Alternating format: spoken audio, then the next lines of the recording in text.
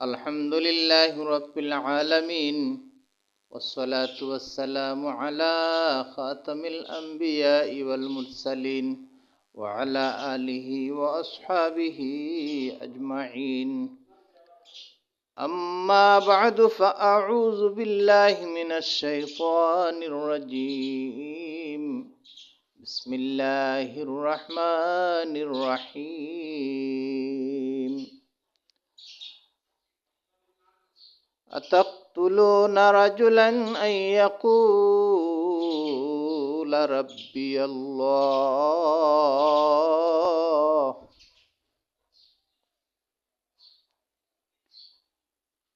وقد جاءكم بالبينات।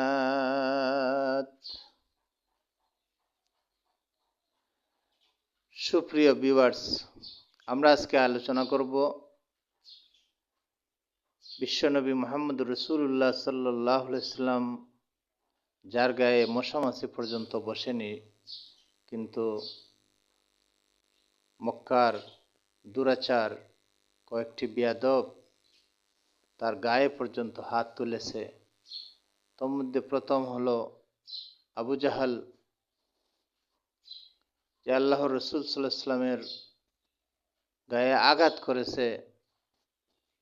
উটের নাড়ি বুড়ি তার মাথায় চেপে দিয়েছিল।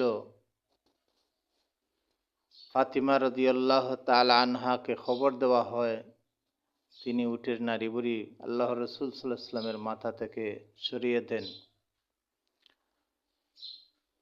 তার পরিণতি দুইজন কিশোরের মাধ্যমে বদরের যুদ্ধে নির্মমভাবে তাকে হত্যা করা হয়। আরেক বেয়াদব ছিল উকবা ইবনে আবি মুঈত, যে আল্লাহর রাসূলের দিকে থুতু নিক্ষেপ করেছিল। আরেকদিন আল্লাহর রাসূল সাল্লাল্লাহু আলাইহি সাল্লামকে সিজদারত অবস্থায় তার মাথায় পা রেখেছিল।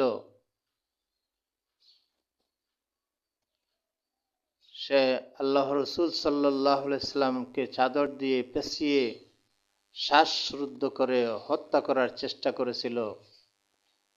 আবু বকর রাদিয়াল্লাহু তাআলা আনহু তড়িৎ বেগে এসে রাসূল সাল্লাল্লাহু আলাইহি সাল্লামকে উদ্ধার করেন এবং বলেন, আতাকতুলুনা রাজুলান, এমন ব্যক্তিকে তোমরা হত্যা করতে চাচ্ছ যিনি বলতেছেন আমার রব একমাত্র আল্লাহ, যিনি সুস্পষ্ট দলিল নিয়ে এসেছেন, একমাত্র আল্লাহর দাওয়াত দিতেছেন, সেই কারণেই তোমরা তাকে হত্যা করবে।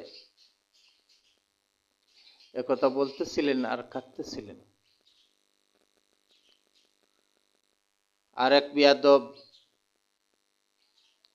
আবু লাহাব, যার আপন চাচা ছিল, সে মক্কার মুসলিম বিরোধী 25 জন কাফেরের মধ্যে সে সভাপতি ছিল। মুসলিমদের নিধন কল্পে তাদের চেষ্টা ছিল, মুসলিমদের বিরোধিতাই তাদের উদ্দেশ্য ছিল, মুসলমানদেরকে কষ্ট দেওয়াই তাদের উদ্দেশ্য ছিল। সেই আবু লাহাব দুরারোগ্য ব্যাধিতে আক্রান্ত হয়ে মারা যায়। 3 দিন পর্যন্ত তার লাশ ঘরে ছিল। সংক্রামক ব্যাধিতে অন্যরা আক্রান্ত হয়ে যাবে সেই জন্য কেউ তার লাশ স্পর্শ করেনি। আরেক বিয়াদব ছিল তার ছেলে উতবা, যে আল্লাহর রাসূল সাল্লাল্লাহু আলাইহি সাল্লামের কন্যা রুকাইয়াকে বিবাহ করেছিল। সে আল্লাহর রাসূল সাল্লাল্লাহু আলাইহি সাল্লামের দিকে থুতু নিক্ষেপ করেছিল। আল্লাহর রাসূল সাল্লাল্লাহু আলাইহি সাল্লাম বদদুয়া করেছিলেন, আল্লাহুম্মা সাল্লিত আলাইহি কালবাম মিন কিলাবিকা, হে আল্লাহ তোমার কুকুরদের মধ্যে থেকে একটি কুকুর তার জন্য নিয়োজিত করিও। দেখা গেল সিরিয়ায় ব্যবসা বাণিজ্যের জন্য গিয়েছিল, তার সাথীরা তাকে বেষ্টন করে ঘুমিয়েছিল মাল সামানার উপরে, কিন্তু সেখানে গিয়েও সিংহ তার গাড় মটকে দেয়, তাকে হত্যা করে। প্রশ্ন হলো, আল্লাহ রাসূল তো বদদুয়া করলেন কুত্তার কথা, সিংহ তাকে মারল কেন? বলা হয়েছে যে দুটি প্রাণী ট্যাঙ্ক তুলে প্রস্রাব করে, একটি হলো সিংহ বাঘ আর একটি হলো কুকুর।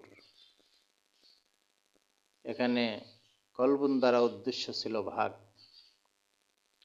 ওমা আলাইনা ইল্লাল বালাগ।